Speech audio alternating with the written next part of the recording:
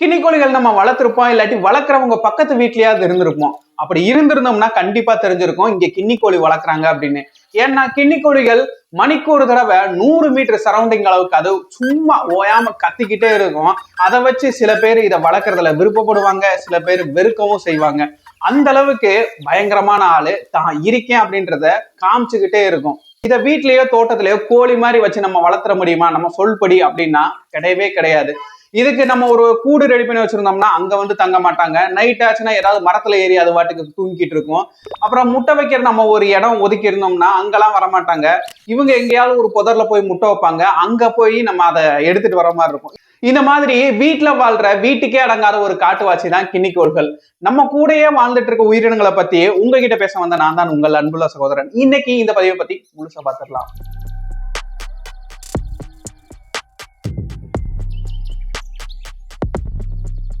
முதல்ல இதனுடைய பூர்வீகத்தை பத்தி குடும்பத்தை பத்தி எல்லாம் பார்த்துடலாம்.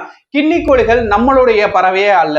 இது வந்து ஆப்பிரிக்க அந்த நாட்டை சேர்ந்தது, அந்த பகுதிகளை சேர்ந்தது. இது ஒரு 7 வகையான கின்னிக்கோழிகள் இருக்கு. இதை நம்ம தெளிவா புரிஞ்சுக்கிறோம்னா கோழிகளோட நம்ம ஒப்பிட்டு புரிஞ்சுக்கலாம். அதாவது காலிஃபோர்ம்ஸ் அப்படின்ற ஒரு வரிசைக்கு கீழே கோழி குடும்பம் தனியா வரும், கின்னி கோழி குடும்பம் தனியா வரும். இது ரெண்டுமே வேறு வேறு குடும்பங்கள். பசானிடே அப்படின்றது கோழி குடும்பம், நுமினிடே அப்படின்றது இந்த கின்னி கோழி குடும்பம். இந்த கோழி குடும்பத்துல எடுத்துக்கிட்டோம்னா கோழி குடும்பத்துல நம்ம சேவல் கோழி இதெல்லாம் வரும். அது இல்லாம குயில் வரும், மயில் வரும், இந்த மாதிரி வேறு பறவைகளும் வரும். ஆனா இங்க கின்னி கோழி குடும்பத்துக்கு இது நுமினிடே அப்படின்ற குடும்பத்துக்கு கீழே வந்துட்டோம்னா ஒரு 7 வகையான இனங்கள் இப்போதைக்கு இருக்கு. ஆனா இதுல இருக்கிறது எல்லாமே கின்னி கோழிகள் இனங்கள் தான். இதுல வேறு பறவைகள் கிடையாது. 7 வகையான பறவைகள் இதுல இருந்தாலுமே அதுல ஒரு வகையான கின்னி கோழிகள் மட்டும்தான் இப்ப நம்ம பெரும்பாலும் வளர்த்துட்டு இருக்குது. அந்த ஒரு வகை தான். அது பேர் தான் ஹெல்மெட்டட் கின்னி ஃபவுல் அப்படின்னு சொல்லுவாங்க. அதாவது தலையில ஹெல்மெட் மாட்ட மாதிரி இருக்கும். அதாவது தலைக்கு மேல ஒரு கூம்பு வடிவில் ஒரு நீட்டமா ஹெல்மெட் மாதிரி இருக்கும். அதை கேஸ்கியூ அப்படின்னு சொல்லுவாங்க. அதே மாதிரி கழுத்து கீழே 2 தொங்கிட்டு இருக்கும். இதை வேட்டில்ஸ் சொல்லுவாங்க. நம்ம ஏற்கனவே பார்த்திருக்கோம், ஆடுகளுக்கு வேட்டில்ஸ் கழுத்துல தொங்கிட்டு இருக்கும். அதை வந்து ஒண்ணுக்குமே உதவி செய்யாது. ஆனா இங்க இந்த கின்னி கோழிகளுக்கு இந்த வேட்டில்ஸ் சில உதவிகள் புரியுது. ஒரு 3 வித நன்மைகள் இருக்கு இந்த வேட்டில்ஸ் இந்த தொங்கிட்டு இருக்கிறதுனால.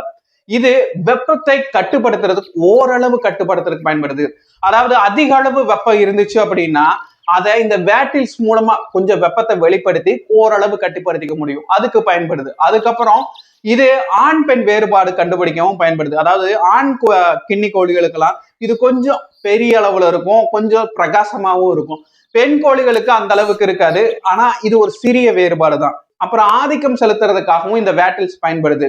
சரி, இதை எப்ப வீட்டுக்கு கொண்டு வந்தாங்க அப்படின்னா ஆப்பிரிக்காவில் வாழ்ந்துட்டு இருந்ததை 2000-3000 ஆண்டுகளுக்கு முன்னாடி இதை கொஞ்சம் கொஞ்சமா வீட்டுல பழக்கிற மாதிரி, அதாவது மனிதர்கள் ஒட்டிய வாழும் பகுதிகளில் வாழ்ற மாதிரி இதை கொஞ்சம் கொஞ்சமா பழக்கப்படுத்த ஆரம்பிச்சாங்க. அதுக்கப்புறம் மெல்ல மெல்ல இது நிறைய நாடுகள்ல பரவிச்சு. இப்ப நம்ம நாட்டுல இருக்கிறது கூட நம்ம நாட்டு மட்டும் இல்ல, எல்லா பகுதிகளிலும் இருக்கிறது ஹெல்மெட்டட் கின்னி ஃபவுல்ன்ற அந்த தலையில ஹெல்மெட் மாதிரி மாட்டியிருக்கும்.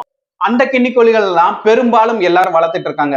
ஆனா நிறங்கள் வித்தியாசமா இருக்கும். இது அடுத்தடுத்த செலக்டிவ் பிரீடிங் பண்ணி இந்த மாதிரி நிறைய வண்ணங்கள்ல இருக்கிற மாதிரி இப்போ இருக்கு. அதாவது வெள்ளை நிறங்கள்ல இருக்கு, வேறு புள்ளிகள் இருக்கிற மாதிரி இருக்கு. இந்த மாதிரி வேறு வேறு வண்ணங்கள்ல இருந்தாலும் இதனுடைய மூதாதையர்கள் அந்த ஹெல்மெட்டட் கின்னி ஃபவுல் அதுதான். சரி, இதனுடைய வாழ்வியல் அப்படின்னு பாத்துக்கிட்டோம்னா சமவெளி பகுதிகளில், புதர் பகுதிகளில், இல்லாட்டி காட்டின் ஓரங்கள்ல இந்த மாதிரி இடத்துல வாழ்ந்துட்டு இருக்கோம். இது ஆண் பெண் இணை சேர்ந்த பின்னாடி ஒரு பெண் கின்னிக்கோழியானது 10-20 முட்டைகள் வரைக்கும் ஒரு மேட்டிங்ல வைக்கும். இந்த முட்டைகளை பெண் கின்னிக்கோழிகள் தான் அடைகாக்கும். இப்ப நம்ம கோழியுமே எடுத்துக்குவோம், இங்கிட்ட கின்னிக்கோழியுமே எடுத்துக்குவோம். இதெல்லாமே முட்டைகள் வச்சோடனே உட்காந்து அடைய உட்காராது. மொத்தமா முட்டைகளை வச்சு முடிச்ச பின்னாடிதான் அப்புறமா உட்காந்து அடகாக்க ஆரம்பிக்கும். இதற்கு காரணமும் இருக்கதான் செய்யுது. நிறைய பறவைகள்ல இப்படி கிடையாது. இப்போ புறாக்களோ இல்லாட்டி வேறு பறவைகளோ இதெல்லாம் எடுத்துக்கிட்டோம் அப்படின்னா ஒரு முட்டை வச்சாலுமே அதுல உட்காந்து ஃபர்ஸ்ட் அடகாக்க ஆரம்பிக்கும். அதுக்கப்புறம் இன்னொரு முட்டை வைக்கும், அதையும் சேர்த்து இப்படி அடகாத்துட்டு இருக்கும். அந்த பறவைகளுக்கெல்லாம் முதல்லயே ஒரு குஞ்சு வெளியே வந்துடும். அதுக்கப்புறம் அடுத்த நாள் இன்னொரு குஞ்சு பொறிக்கும். அந்த மாதிரி இருக்கும். ஆனா இப்போ கோழிகளுக்கோ இந்த மாதிரி கின்னி கோழிகளுக்கோ எடுத்துக்கிட்டோம் அப்படின்னா இது முதல் ஒரு முட்டை வச்சுச்சுன்னா அப்ப இருந்தே அடகாக்க ஆரம்பிச்சுன்னா அது அடுத்த நாட்கள்ல 20 முட்டைகள் வரைக்கும் கூட வைக்கும். 25-28 நாள் வந்தோடனே குஞ்சுகள் அதுல இருந்து வெளிவர ஆரம்பிச்சிடும். அப்புறம் அடுத்தடுத்த குஞ்சுகள் ஒவ்வொரு நாளைக்கு வந்துகிட்டு இருந்துச்சுன்னா இதனை எல்லாத்தையும் சரியா பாதுகாக்க முடியாது அப்படின்றதுக்காகவே மொத்தமா முட்டைகளை போட்ட பின்னாடி அதுக்கப்புறமா தான் இது அழகாக்க ஆரம்பிக்கும். சராசரியா ஒரு 28 நாள்ல இதுல இருந்து குஞ்சுகள் எல்லாமே வெளிவர ஆரம்பிக்குது. ஒரே நாள்ல எல்லா குஞ்சுகளும் வெளிவந்துரும். இந்த குஞ்சுகளை பிரிகோசியல் சிக்ஸ் சொல்லுவாங்க. இது நம்ம பல பதிவுகள்ல பார்த்திருக்கோம். அதாவது பிறந்த உடனே இறக்கைகள்லாம் முளைச்சு தாயுடன் சேர்ந்து நடக்கிற மாதிரி ஒரு சூழல்ல ஒரு குஞ்சு இருக்குன்னா அந்த பிரிகோசியல் சிக்ஸ் சொல்லுவாங்க. இந்த கோழிக்கோ இல்லாட்டி நம்ம கிண்ணி கோழிக்கோ நிறைய பறவைகள் தரையில் வாழக்கூடிய நிறைய பறவைகளுக்கு இந்த பிரிகோசியல் சிக்ஸ் இந்த ஒரு நடத்தை இருக்கு. இந்த குஞ்சுகளை கூப்பிட்டுக்கிட்டு இது மேயறதுக்கு கூட்டு போகும். இதனுடைய உணவு அப்படின்னு எடுத்துக்கிட்டோம்னா சின்ன சின்ன விதைகளோ இல்லாட்டி தாவர புற்களோ இல்லாட்டி தாவர பகுதிகளை நிறைய சாப்பிடும். அதை விட அதிகமா பூச்சி, புழுக்கள், கரையான்கள், எறும்புகள் இதை எல்லாத்தையுமே அதிக அளவு விரும்பி சாப்பிடும்.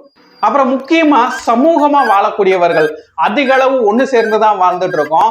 அந்த இடத்துல ஏதாவது ஒரு சின்ன பிரச்சனை அப்படின்னா போதும் கத்த ஆரம்பிச்சிடும்.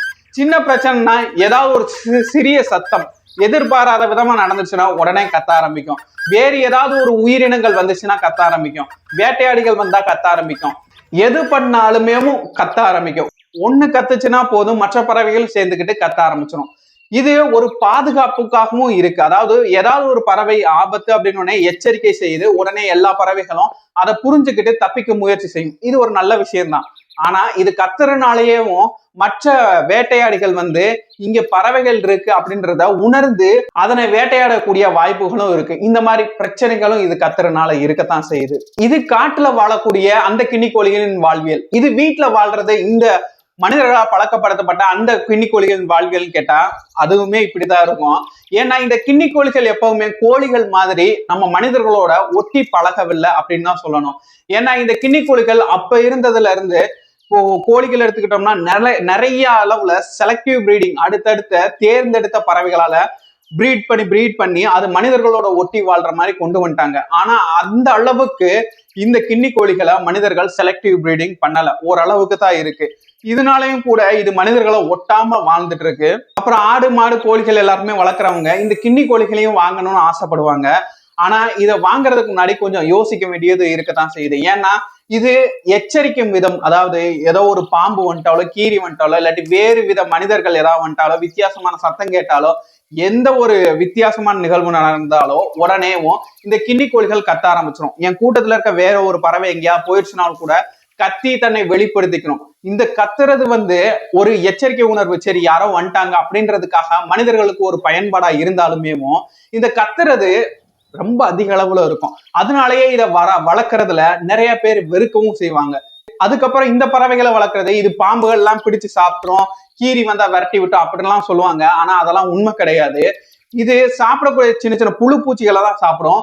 எப்பயாவது ரொம்ப அரிதா சிறிய வகை சின்ன சின்ன பாம்புகள் இருந்துச்சுன்னா சாப்பிடக்கூடிய வாய்ப்புகள் இருக்கு. ஆனா இது பாம்புகளை வேட்டையாடி சாப்பிடும்ன்றது முழுக்க முழுக்க தவறான ஒரு கருத்து. அதுவும் கீரிகள் வந்தாலும் விரட்டி விட்டுரும் அப்படிங்கிறதும் முழுக்க ஒரு தவறான தகவல். ஆனா இந்த மாதிரி உயிரினங்கள் ஏதாவது வந்துச்சுன்னா உடனே கத்த ஆரம்பிச்சிடும் எல்லாமே சேர்ந்து. நீங்க கிண்ணி கோழி வளர்த்துட்டு இருக்கீங்கன்னா உங்க அனுபவத்தை பகிர்ந்துக்கங்க, நானும் தெரிஞ்சுக்கிறேன். அடுத்த ஒரு பதிவுல பார்க்கலாம்.